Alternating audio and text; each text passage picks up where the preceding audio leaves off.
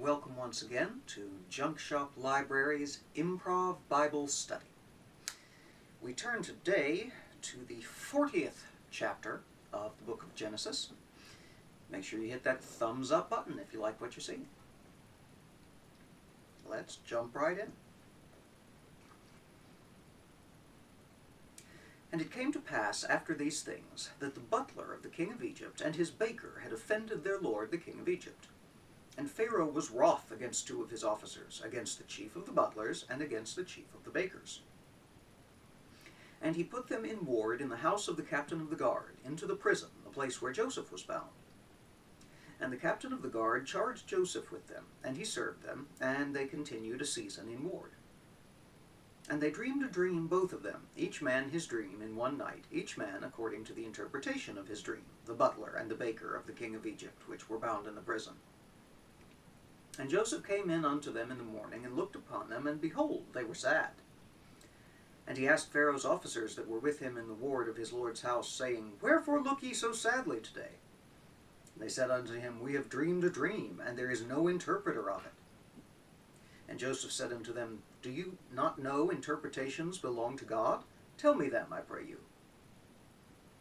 And the chief butler told his dream to Joseph, and said to him, In my dream, behold, a vine was before me, and in the vine were 3 branches, and it was as though it budded, and her blossoms shot forth, and the clusters thereof brought forth ripe grapes. And Pharaoh's cup was in my hand, and I took the grapes, and pressed them into Pharaoh's cup, and I gave the cup into Pharaoh's hand. And Joseph said unto him, This is the interpretation of it. The 3 branches are 3 days. Yet within 3 days shall Pharaoh lift up thine head, and restore thee unto thy place, and thou shalt deliver Pharaoh's cup into his hand, after the former manner when thou wast his butler. But think on me when it shall be well with thee, and show kindness, I pray thee, unto me, and make mention of me unto Pharaoh, and bring me out of this house.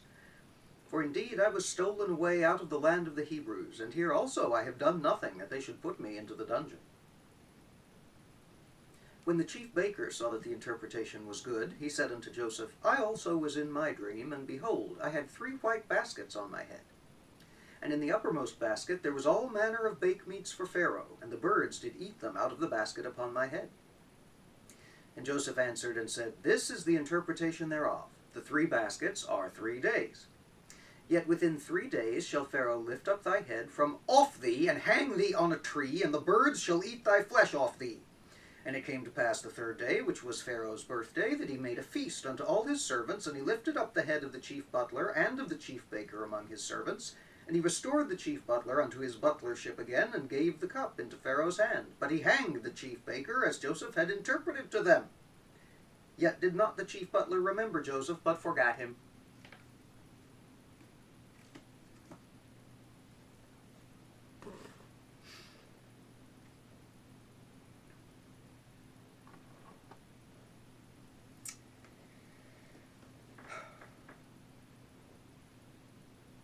I don't put a lot of stock in dream interpretation myself, so if you do, you're just going to have to bear with me on this one.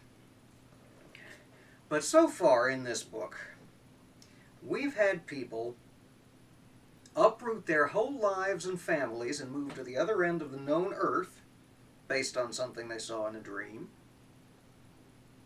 We've had people decide what will be the ancestral lands of their children, based on things they saw in a dream. We've had people decide to build altars and pour oil on it while traveling through the desert, based on what they saw in a dream. And now, we've got interpreting dreams for other people.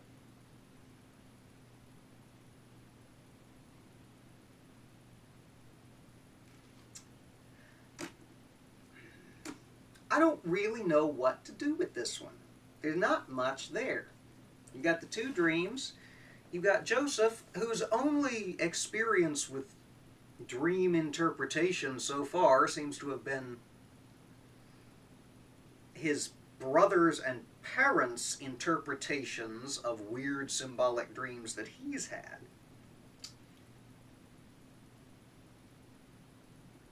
Suddenly, whilst languishing in a major domo-y kind of sense in the prison and now in the house of the captain of the guard, he's decided he can interpret dreams.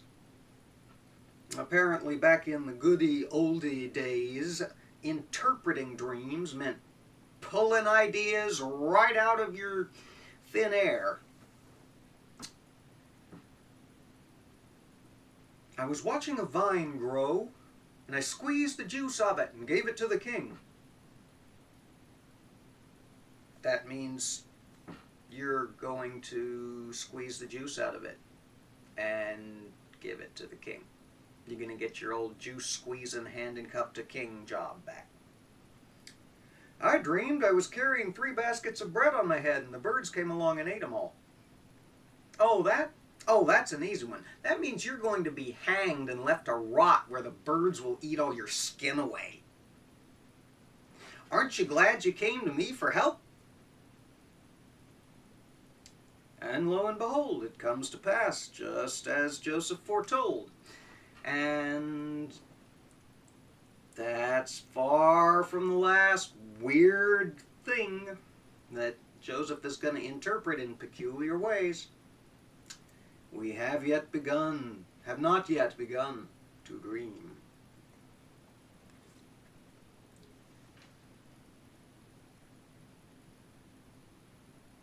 And the butler, who Joseph had told, now that I've given you this good dream interpretation, make sure you remember to let Pharaoh know that I haven't done anything and I'm just stuck here. Just forgets all about poor Joseph, does the butler. All right. Well, we'll be back soon with Genesis 41. As always, make sure and check the playlist for anything you may have missed along the way or neglected to thumbs up for me. And if you're not subscribed yet, poke the Pope and join our happy band. Y'all take care. We'll see you again soon.